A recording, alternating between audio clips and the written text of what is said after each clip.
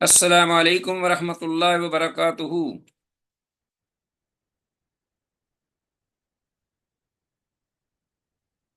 عزیز طلباء، are you listening؟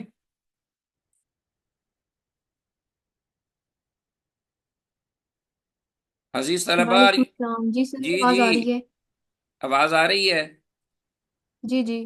اچھا، screen بھی کلیئر ہے؟ یس جی، وہ میرا لنک نہیں شاید آپ کو پہنچ سکا، اس لیے میں نے تو آدھے گھنٹے کی کلاس شروع کی ہوئی ہے۔ چلیں سر، آتے ہمیں ہیں۔ تو ابھی لنک آیا ہے گروپ میں۔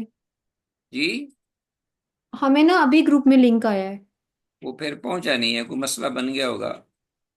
چلیں کوئی نہیں، ایک بس یہاں سے اب شروع کرتے ہیں اس حدیث سے۔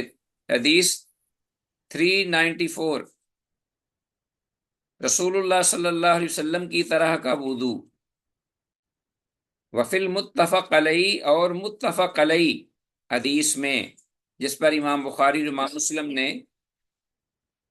اتفاق کیا ہے کے مطابق کہا گیا، قیل عبداللہ بن زید بن عاصم، عبداللہ بن زید بن عاصم رضی اللہ تعالیٰ عنہ سے کہا گیا، تودع لنا وضوء رسول اللہ، ہمارے لیے اللہ کے رسول صلی اللہ علیہ وسلم کا سا وضو کیجئے تاکہ ہم سمجھ سکیں۔ فدعا بإناء، تو انہوں نے ایک پانی کا برتن منگوایا، فأکفأ منہ علی یدیہ، تو اسے نیچے جھکا کر اس برتن سے اپنے دونوں ہاتھوں پر پانی انڈیلا، فغسلہما ثلاثا، تو دونوں ہاتھوں کو 3 بار دھویا، ثم ادخل یدہ، پھر انہوں نے اپنا ہاتھ نکالا داخل کیا اس پانی کے برتن میں، فاستخرجہا، پھر اس سے نکالا یعنی پانی لیا، فمضمض واستنشق من کف واحدۃ، تو انہوں نے پھر کلی کی اور ناک میں پانی بھی چڑھایا ایک ہی چلو، ہاتھ کے ایک ہی چلو سے، ففعل ذلك ثلاثا، تو انہوں نے یہ 3 بار عمل کیا، یعنی کلی اور ناک میں پانی ڈالنا ایک ہی چلو سے ایک ہی بار، یعنی یہ 3 بار یہ عمل کیا۔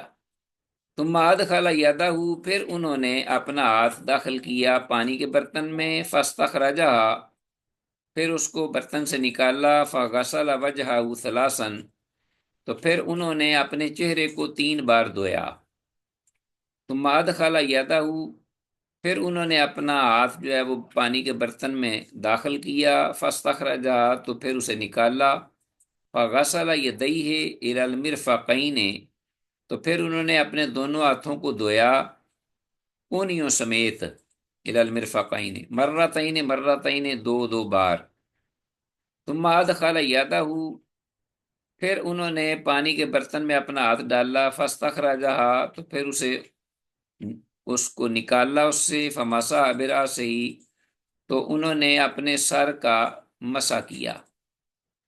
مسح کیسے کیا؟ فأقبل بیدیہ، اپنے دونوں ہاتھوں سے انہوں نے ایک ساتھ شروع کیا اپنے چہرے کے سامنے سے یعنی پیشانی سے، وأدبر، اور مسح کرتے ہوئے وہ پیچھے تک لے گئے، ثم غسل رجلیہ، پھر انہوں نے اپنے دونوں پاؤں دھوئے، الی الکعبین، ٹخنوں سمیت، ثم قال، پھر کہنے لگے، ھکذا کان وضوء رسول اللہ، اس طرح تھا رسول اللہ صلی اللہ علیہ وسلم کا وضو۔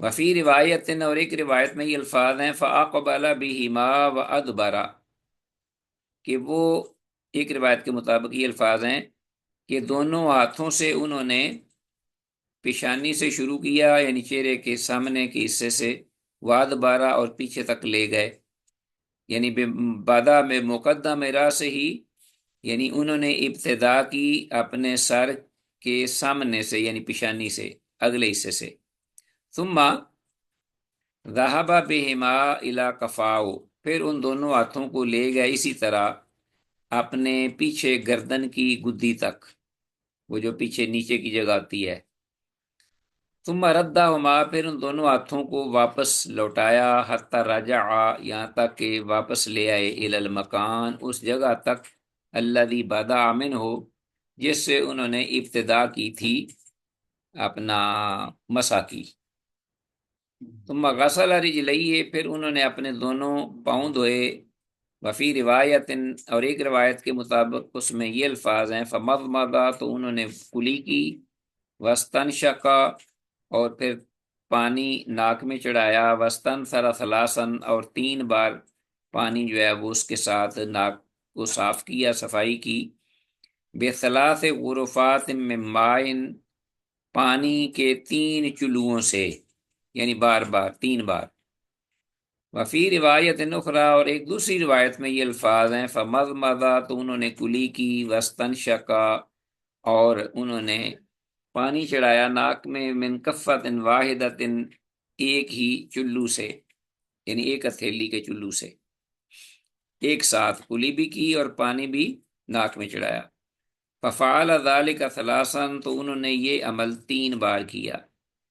وفی روایت للبخاری، اور امام بخاری کی ایک روایت کے مطابق انہوں نے کیا کیا، فمسح رأسہ، انہوں نے اپنے سر کا مسح کیا، فأقبل بہما، تو اپنے سر کے سامنے کے حصے سے، پیشانی سے ہاتھوں کے ساتھ مسح کرنا شروع کیا، وأدبر، اور پیچھے تک لے گئے، مرتن واحدتن، ایک ہی بار، مطلب یہ کہ واپس پھر نہیں لوٹایا، اسی طرح صرف ایک بار ہی لے گئے پیچھے اور مسح کر لیا۔ ثم غسل رجليه، پھر انہوں نے دونوں پاؤں دھوئے، الی الکعبین، ٹخنوں سمیت۔ وفی اخری لاہو، اور صحیح بخاری کی ہی ایک دوسری روایت میں یہ الفاظ آئے ہیں فمضمضا، تو انہوں نے کلی کی، واستنثرا، اور ناک میں پانی چڑھایا، 3 مرات، 3 بار، من غرفۃ واحدۃ، ایک ہی چلو سے۔ تو اسی طلبہ یہ روایات میں جو مختلف الفاظ ہیں وہ آپ کے سامنے صاحب مشکات المصابیح نے ایک ہی حدیث میں ذکر کر دیے ہیں، اور مفہوم تقریباً سب کا ایک ہی بنتا ہے، قریب قریب، تھوڑے تھوڑے فرق کے ساتھ۔ تو یہ ساری صورتیں جو ہیں یہ جائز ہیں وضو کرتے وقت۔ اس حدیث سے واضح ہوتا ہے کہ ایک ہی چلو سے ایک ساتھ کلی کرنا اور ناک میں پانی ڈالنا بھی سنت ہے، اور وہ اس طرح کہ 3 بار 3 چلو پانی لے، اور ہر ایک چلو میں سے آدھے سے کلی کرے اور آدھے سے ناک میں پانی ڈالے۔ صحیح احادیث سے ایسے ہی ثابت ہے۔ ویسے کلی اور ناک کے لیے علیحدہ علیحدہ پانی لینا بھی جائز ہے۔ ٹھیک ہے جی۔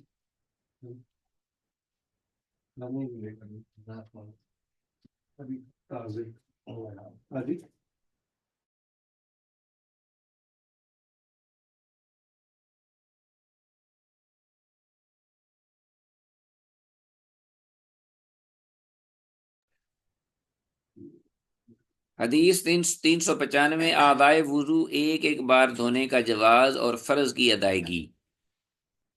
تو پیچھے جو متفرق الفاظ کے ساتھ کوئی پارٹ آف وضو جو ہے، پارٹ آف ابلیوشن، وہ ایک بار، کوئی 2 بار، کوئی 3 بار، تینوں طرح جائز ہے۔ آگے جیسے حدیثیں آ رہی ہیں انشاءاللہ یہ امت پر آسانی کے لیے۔ وعن عبداللہ بن عباس رضی اللہ عنہما سے یہ روایت ہے، قال، کہتے ہیں، توضا رسول اللہ، کہ وضو فرمایا رسول اللہ صلی اللہ علیہ وسلم نے، مرتن مرتن، ایک ایک بار، لم یزد علی ھذا، آپ نے اس پر زیادہ نہیں کیا۔ رواہ البخاری، اس امام بخاری نے روایت کیا ہے۔ حدیث 396، وضو کے اعضاء 2 بار دھونے کا ثبوت۔ وعن عبداللہ بن زید، عبداللہ بن زید رضی اللہ تعالیٰ عنہ سے یہ روایت مروی ہے، ان النبی صلی اللہ علیہ وسلم، کہ اللہ کے نبی صلی اللہ علیہ وسلم نے توضأ، وضو کیا، مرتین مرتین، 2 بار۔ رواہ البخاری، اس امام بخاری نے روایت کیا ہے۔ 397 حدیث، وضو کے اعضاء کو 3 مرتبہ دھونا بھی رسول اللہ صلی اللہ علیہ وسلم کی سنت طاہرہ ہے۔ وعن عثمان بن عفان رضی اللہ عنہ سے یہ روایت ہے، انہ توضأ بالمقاعد، کہ انہوں نے مقاعد جگہ پر وضو کیا، یہ مدینہ میں ایک جگہ تھی۔ فقال، تو کہنے لگے، الا اریکم وضوء رسول اللہ، کیا میں تمہیں نہ دکھاؤں رسول اللہ صلی اللہ علیہ وسلم کا وضو؟ فتوضأ ثلاثا ثلاثا، تو انہوں نے پھر یہ کہہ کر 3 بار آزاد ہوئے وضو کے۔ رواہ مسلم، انہیں سے امام مسلم نے روایت کیا ہے۔ حدیث میں لفظ المقاعد مدینہ منورہ میں ایک جگہ کا نام ہے، یا اس سے وہ دکانیں مراد ہیں جو سیدنا عثمان رضی اللہ عنہ کے گھر کے پاس تھیں؟ واللہ عالم۔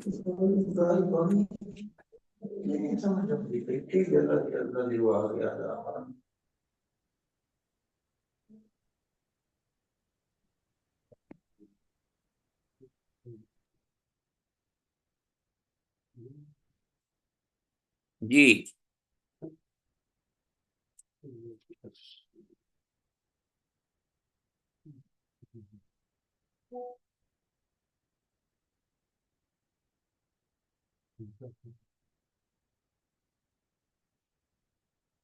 ہاں جی، حدیث کلیئر ہے عزیز طلبہ؟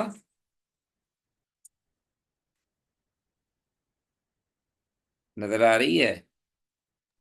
جی سر، نظر تو آ رہی ہے۔ اچھا، اب یہ حدیث میں یہ ذکر ہوا ہے کہ ہاں جی سر۔ وضو میں خشک رہ جانے والی ایڑیوں کے لیے الگ سے آگ سے وعید ہے، والعیاذ باللہ، بڑی اس میں سزا ہے۔ وان عبداللہ بن عمرو بن العاص، عبداللہ بن عمر بن عاص رضی اللہ تعالیٰ عنہما سے یہ روایت ہے، قال کہتے ہیں، رجعنا مع رسول اللہ، کہ ہم رسول اللہ صلی اللہ علیہ وسلم کے ساتھ واپس لوٹے، میں مکہ تھا، مکہ مکرمہ سے، الی المدینہ تے، مدینہ منورہ کی جانب، حتی اذا کننا بماء، یہاں تک کہ جب ہم تھے پانی کے پاس، بالطریق، راستے میں، تعجل قوم عند العصر، تو عصر کے قریب یا عصر کے وقت قوم کے جو لوگ تھے انہوں نے جلدی کی، یعنی کچھ لوگ ایسے تھے جنہوں نے جلدی جلدی کیا کیا، پانی کی طرف آئے، فتودعوا، تو انہوں نے وضو کیا تاکہ عصر کی نماز کا وضو کریں، وہم اجال، اس حال میں کہ وہ جلدی کر رہے تھے، فانتہینا الیہم، تو جب ہم ان کے پاس پہنچے، وَأَعْقَابُهُمْ تَلُوحُ، اس حال میں کہ ان کی جو ایڑیاں تھیں وہ چمک رہی تھیں، یعنی خشکی کی وجہ سے، لم یمسها الماء، کہ جن ایڑیوں تک جو ہے پانی وہ نہ پہنچ سکا، فقال رسول اللہ، یا پانی جو ہے اس نے ان ایڑیوں کو نہیں چھوا، فقال رسول اللہ، تو رسول اللہ صلی اللہ علیہ وسلم نے یہ دیکھ کر فرمایا، ویل للعقاب من النار، ویل ہے یعنی یہاں بربادی یا ہلاکت یا جو بھی آگ، سارے معنی اس کے ہیں، ان ایڑیوں کے لیے، من النار، آگ سے، ویل ہے تباہی ہے ایڑیوں کے لیے جہنم کی آگ سے، اسبغ الوضوء، پورا پورا وضو کیجئے، وضو پورا کیا کرو، رواہ مسلم، انہیں سے امام مسلم نے روایت کیا ہے۔ صحیح ابن حبان میں ابو سعید خدری رضی اللہ عنہ سے روایت ہے کہ ویل جہنم ایک وادی اور درجہ ہے۔ حدیث کے الفاظ اسبغ الوضوء کا مطلب ہے کہ وضو کے فرائض اور سنن ادا کیا کرو، یعنی پورے مکمل۔ حدیث اس بات پر واضح دلیل ہے کہ وضو میں پاؤں کا دھونا فرض ہے، مسح کافی نہیں، جیسا کہ اہل تشیع کا گمان ہے۔ وضو میں پیشانی کے بالوں، پگڑی اور موزوں پر مسح کرنے کا جواز، ٹھیک ہے جی۔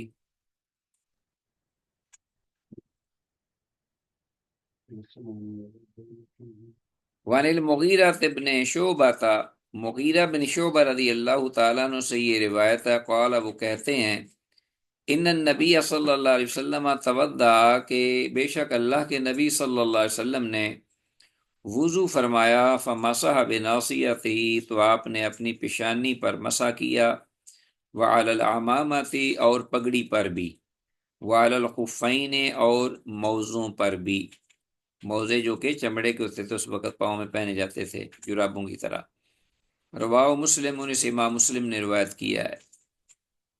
امام نووی رحمہ اللہ کہتے ہیں کہ پورے سر کا مسح بالاتفاق مستحب ہے، تو فرض جو ہے وہ با سر کا حصہ ہے۔ امام ابن قیم رحمہ اللہ لکھتے ہیں کہ نبی کریم صلی اللہ علیہ وسلم سے کسی ایک حدیث میں بھی ثابت نہیں کہ آپ صلی اللہ علیہ وسلم نے صرف سر کے بعض مسح پر اکتفا کیا ہو۔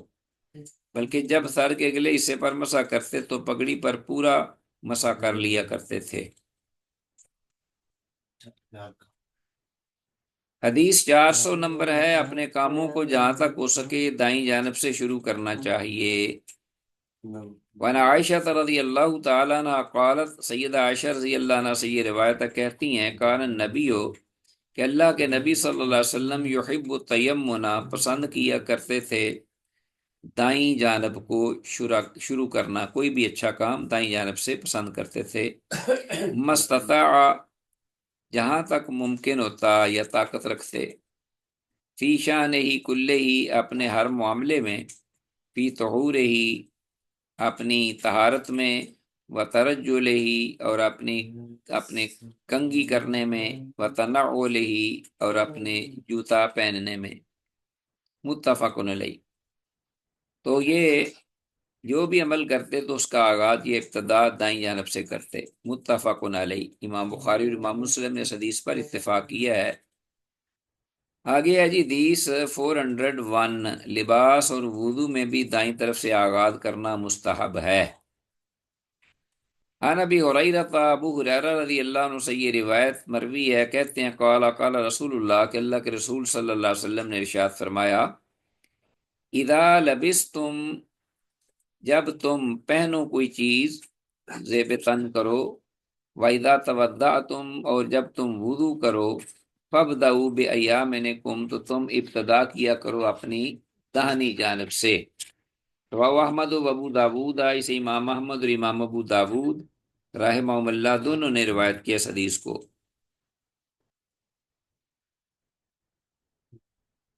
اچھا جی، آگے ہے حدیث، ہاں جی، اس کے فوائد میں سے من جملہ اس حدیث کی سند میں بعد کے نزدیک ایک راوی اعمش مدلس اور عنان ہے، اور یہ معروف راوی ہیں، جبکہ بعد اہل علم یا اہل تحقیق نے اسے صحیح بھی کہا ہے، واللہ عالم۔ چیز کو لیتے اور دیتے وقت بھی دایاں ہاتھ ہی استعمال میں لانا چاہیے۔ ٹھیک ہو گیا جی۔ حدیث ہے 402، وضو بسم اللہ سے شروع کرنا چاہیے۔ وان سعید بن زید رضی اللہ تعالیٰ عنہ سے یہ روایت مروی ہے، قال وہ کہتے ہیں، قال رسول اللہ کہ اللہ کے رسول صلی اللہ علیہ وسلم نے ارشاد فرمایا، لا وضوء لمن لم یذکر اسم اللہ علیہ، کہ اس شخص کا وضو ہی نہیں سرے سے جو کہ وضو کی ابتدا میں اس پر اللہ کا نام نہ لے، یعنی بسم اللہ نہ پڑھے۔ رواه ترمذی و ابن ماجہ، اسے امام ترمذی اور امام ابن ماجہ رحمہم اللہ دونوں نے روایت کیا ہے۔ جی، اینی کوشچن؟ السلام علیکم سر۔ جی وعلیکم سر ہم السلام۔ لوگوں نے پچھلی حدیث میں جو پڑھا تھا کہ آپ صلی اللہ علیہ وسلم دائیں ہاتھ سے کام سٹارٹ کرتے تھے، چاہے وہ کنگھی بھی کرنا ہو۔ جی جی، سر کنگھی کرنا دائیں ہاتھ سے ہے یا پھر دائیں جانب سے ہے؟ دائیں جانب سے سٹارٹ کرنا ہے؟ یہ دائیں جانب سے start کرنا، بائیں طرف کنگھی۔ دائیں ہاتھ سے بھی اور دائیں جانب سے بھی، دونوں چیزیں جو ہیں وہ یہاں اپنا ہیں۔ اس میں اس کا مطلب یہ اس سے مراد دائیں جانب بھی ہے، دایاں ہاتھ بھی ہے۔ ٹھیک ہو گیا جی؟ جی ٹھیک ہے، جزاک اللہ سر۔ ہاں جی، تو باقی جو چیزیں اپنا دائیں جانب سے ہیں وہ انڈرسٹوڈ ہیں، جو بائیں جانب سے ہیں وعلیکم وہ السلام، میں بھی ایک انڈرسٹوڈ سوال ہیں چیز۔ جی جی، ہاں جی فرماؤ۔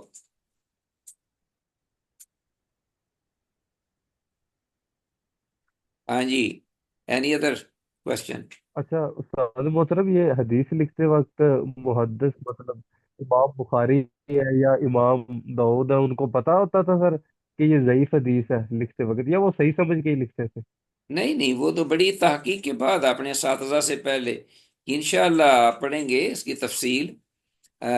حدیث کا اجرا بھی ہوگا، اور اس میں استاد پتہ نہیں آپ اجرا کرواتے ہیں کہ نہیں آپ کو، اس میں یہ ساری چیزیں یہی بتاتے ہیں وہ، اور اس میں آپ ان سے سوالات کیا کریں۔ یہ ظاہر ابتدا ہے بالکل آپ کی، اور محدثین جو ہیں وہ تو اتنا ایک ایک حدیث پر استخارے کیا کرتے تھے، اتنی تحقیق کرتے تھے، اور اپنے اساتذہ سے پڑھتے، اسے سند لیتے، سماع کرتے، پھر تو یہ بڑی تحقیق کے بعد امام بخاری رحمہ اللہ نے اپنی صحیحین میں ان کے بارے میں آتا ہے کہ اپنی صحیح میں جتنی بھی انہوں نے حدیثیں ذکر کی ہیں ہر ایک پہ استخارہ تک کیا انہوں نے، جب اطمینان نہیں ہو جاتا تھا اس وقت تک اپنی پوری محنت کوشش تگ و دو کرنے کے بعد جو بھی وسائل ذرائع سورسز تھے اس وقت حدیث کو پرکھنے کے، اپنے اساتذہ سے راویوں سے تحقیق کے، اس کے بعد وہ لاتے، پھر بھی استخارہ کرتے، جب اطمینان ہوتا تو پھر اس کو نقل کرتے تھے، اور پھر جو بھی تحقیق میں یہ ذکر ہوتا پتہ چلتا کہ یہ حدیث صحیح نہیں تو اس کو پھر مینشن کرتے کہ یہ حدیث صحیح نہیں ہے۔ انشاءاللہ اسی لیے یہ سارے فنون ہیں، اسماء الرجال کا علم ہے، پھر اسی طرح اپنا احادیث کی اسانید، پھر ان کے ایک ایک مصطلح الحدیث میں معمولی معمولی جو اشارات ہیں اس پر بڑی اپنا محدثین نے جرح اور کلام کیا، اس پر ضابطے بنائے ہیں، ان پہ اصول بنائے ہیں۔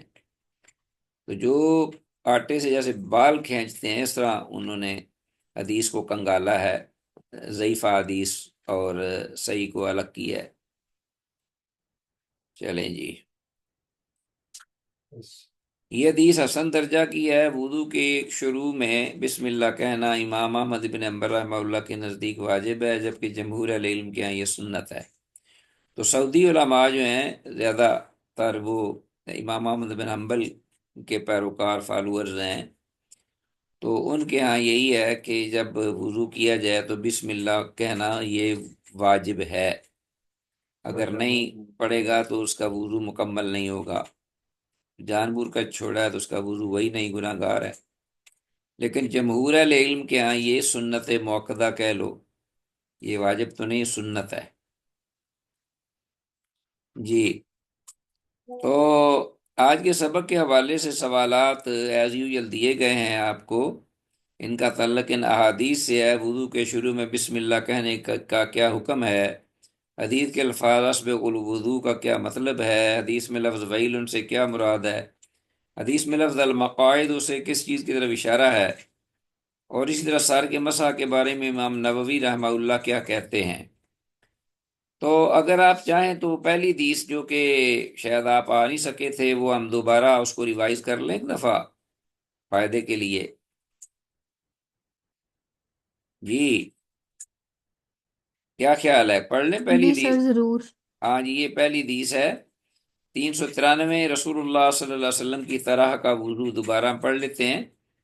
کم و بیش یہ سے آگے جو آ رہی ہے قدر تفصیل سے ہے، اسی طرح ہی یہ حدیث بھی ہے لیکن قدر مختصر ہے اور ملتی جلتی ہیں، راوی بھی ایک ہی ہے، عبداللہ بن زید بن عاصم رضی اللہ تعالیٰ عنہ۔ وقیلا، اور کہا گیا سیدنا عبداللہ بن زید بن عاصم رضی اللہ تعالیٰ عنہ سے، کیف کان رسول اللہ یتوضا، کیسے اللہ کے رسول صلی اللہ علیہ وسلم وضو کیا کرتے تھے، یہ ان سے سوال کیا گیا بڑا کلیئر۔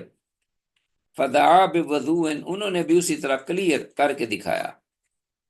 تو کر کے اس لیے دکھایا کہ جو چیز آدمی دیکھ لے ایک عمل کو وہ بھولتا نہیں، بعض اوقات وہ چیز جو بتائی جاتی ہے وہ آدمی بھول بھی سکتا ہے، یاد نہیں رہتی، لیکن اپنے مشاہدے سے جو انہوں نے کر کے دکھایا صحابہ نے دیکھا، انہوں نے کیا کیا؟ انہوں نے وضو جو ہے یہ میں نے پہلے کہا ہے آپ کو کئی بار، شاید غالباً آپ کے علم میں ہو، واؤ کے اوپر زبر ہو فتح تو اس کا مطلب ہوتا ہے وضو کا پانی جس سے وضو کیا جائے، اور اگر واؤ کے نیچے زیر ہو وضو تو اس سے مراد وہ برتن ہوتا ہے جس میں وہ وضو کا پانی ڈالا جائے یا رکھا جائے، اور واؤ کے اوپر اگر پیش ہو ضمہ تو اس کا معنی ہوتا ہے وضو کا عمل، یعنی جو ایکشن آف ابولیوشن۔ یہ تین آپ دیکھیے ذرا، حسن عربی زبان کے کلام کا حسن کیا ہے، اور اس میں کیا اس میں اپنا ہے فصاحت، بلاغت کیا ہے، خوبصورتی کیا ہے۔ واو کے اوپر زبر، زیر اور پیش کے ساتھ معانی بدل جاتے ہیں۔ تو ہمارے استاد نے یہ یاد کرانے کے لیے، ہمیں بڑا یاد ہے، انہوں نے ہمیں یہ بات بتائی کہ اس کو یاد اس طرح کیا کرو کہ وضو میں وضو ڈال کر وضو کریں، ٹھیک ہے جی۔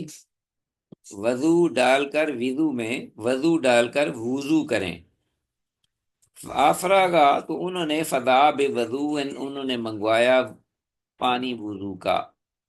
فافراغا علی یدیہ تو انہوں نے بہایا اپنے دونوں ہاتھوں پر، کیا؟ وہ پانی برتن سے۔ فغسل یدیہ تو انہوں نے اپنے دونوں ہاتھوں کو دھویا، مرتین مرتین، دو دو بار۔ ثم مضمضہ پھر انہوں نے کلی کی، واستنثر ثلاثا اور ناک میں پانی چڑھایا۔ یہ دونوں کام ایک ہی ساتھ کیے، ایک ہی چلو سے، جیسا کہ آگے حدیث میں آ رہا ہے۔ ایک ہی بار پانی لیا، کچھ پانی منہ میں ڈالا اور کچھ بقیہ ناک کے اوپر چڑھایا۔ 3 بار انہوں نے یہ کام کیا۔ ویسے الگ الگ بھی پانی لینا اور ان کو دھونا، صاف کرنا جائز ہے۔ ثم غسل وجہہ پھر انہوں نے اپنا چہرہ دھویا، ثلاثاً 3 بار۔ ثم غسل یدیہ پھر انہوں نے اپنے دونوں ہاتھوں کو دھویا، مرتین مرتین، دو دو بار، الی المرفقین، کونیوں سمیت۔ ثم مسح راسہ بیدیہ پھر انہوں نے اپنے سر کا دونوں ہاتھوں سے مسح کیا، ایک ہاتھ سے نہیں بلکہ دونوں ہاتھ لگائے۔ تو کیسے لگائے؟ فَأَقْبَلَ بِهِمَا کہ ان دونوں ہاتھوں سے سامنے چہرے کے حصے یعنی پیشانی سے شروع کیا مسح، وَأَدْبَرَ اور پھر اس کو لے گئے پیچھے تک۔ بَدَأَ بِمُقَدَّمِ رَأْسِهِ پھر انہوں نے اس کی صراحت کی، آگے الفاظ الگ بیان کیے، کس طرح کہ اپنے سر کے سامنے کے حصے سے یعنی پیشانی سے شروع ہوئے اپنے دونوں ہاتھوں سے مسح کرنے۔ ثم ذهب بهما الى قفاؤ پھر وہ دونوں ہاتھ لے گئے مسح کرتے کرتے اپنے گردن کے نیچے کا جو ہوتا ہے نا تھوڑا سا اپنا گہرائی سی، الى قفاؤ اپنے گردن کی گدی تک، وہ ان دونوں ہاتھوں کو لے گئے پیچھے تک۔ ثم ردہما پھر انہیں لوٹایا دونوں ہاتھوں کو اسی طرح، حتی راجع یہاں تک کہ وہ لے آئے، الی المکان اس جگہ تک دونوں ہاتھوں کو، الذی بدا منہ جہاں سے انہوں نے ابتدا کی تھی مسح کی، یعنی دوبارہ اسی طرح لے کے آئے۔ ثم غسل رجلیہ پھر انہوں نے اس کے بعد دونوں ہاتھ جو ہیں دونوں پاؤں دھوئے، بس۔ رواہ مالک والنسائی امام مالک اور امام نسائی رحمہ اللہ دونوں نے اس حدیث کو اپنی اپنی کتب حدیث میں روایت کیا ہے۔ ولی ابی داود نحوہ اور امام ابو داود کہ ہاں بھی اسی طرح اسی متن میں اور اسی مفہوم میں حدیث جو ہے وہ ذکر ہوئی ہے، ذکرہ صاحب الجامع جسے صاحب الجامع نے بھی ذکر کیا ہے۔ تو یہ حدیث عزیز طلبہ پہلے شروع میں بھی میں نے حدیث ذکر کر دی تھی، دوبارہ میں نے کی ہے آپ کے فائدے کے لیے۔ سیدنا عبداللہ بن زید رضی اللہ عنہ نے اپنے دونوں ہاتھ 2 بار کلائی تک دھوئے، یعنی کونیوں تک، نا کلائی تک دھوئے پہلے، تاکہ معلوم ہو جائے کہ اس طرح بھی جائز ہے دھونا۔ تو اس حدیث کی خوب وضاحت اس سے اگلی حدیث 394 میں آئی ہے، تو یہ ہم نے پڑھ لی تھی، یہیں سے ہم نے ابتدا کی تھی۔ تو اس کے ساتھ ہی عزیز طلبہ آج کا ہمارا یہ لیسن اللہ کی توفیق سے اس دعا کے ساتھ اختتام پذیر ہوتا ہے کہ جو کچھ کہا سنا ہے اللہ اس کو سن کر سمجھنے اور اس پر منوان عمل پیرا ہونے اور آگے اس کو منوان کنوے کرنے کی ہمیں توفیق دے۔ ھذا ما عندی واللہ اعلم وعلم بالصواب وإلی اللقاء والسلام علیکم ورحمۃ اللہ۔ جی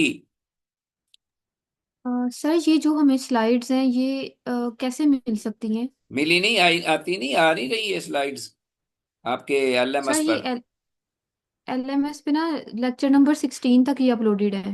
اچھا یہ کرتے ہیں اب ابھی اصل میں نا یہ ابھی ایل ایم ایس ٹھیک انہوں نے کیا اب دوبارہ، تو میں انشاءاللہ اس کے بارے میں کرتا ہوں۔ آگے ہمارے کوئی ساتھی اور تھے نا جو کہ اپلوڈ کر رہے تھے، پتہ نہیں وہ اب رک گئے ہیں۔ یہ ہمارا پروگرام یوٹیوب پہ تو آ رہا ہے، وہ کر دیتے ہیں اپلوڈ، لیکن اس پہ بھی کوئی اب اگر کوئی آپ میں سے کوئی یہ کام کر لیا کرے اسے ثواب بھی ہوگا اور ماشاءاللہ خدمات بھی اس کی۔ میں چاہتا ہوں کہ آپ میں جی سے کوئی اس سر کو، ایک چیز اور پوچھنی تھی۔ جی جی جو اسائنمنٹ ہے LMS میں شو ہو رہی ہے اس کی ڈیڈ لائن کیا ہے؟ اس کی جی ڈیڈ لائن جو ہے آپ کا اپنا امتحان کب ہوگا فائنل؟ سر وہ تو فیب کے اینڈ پہ ختم ہو رہے ہیں، فیب کے اینڈ پہ نا، رمضان سے آئی تھنک پہلے۔ رمضان سے پہلے ہی نا؟ جی جی۔ ہاں جی، تو بس اس امتحان سے پہلے پہلے اس کو کمپلیٹ ہونا چاہیے، اور مجھے اس کو ہوں۔ وہ آپ میرے واٹس ایپ پہ بھجوا دیجئے،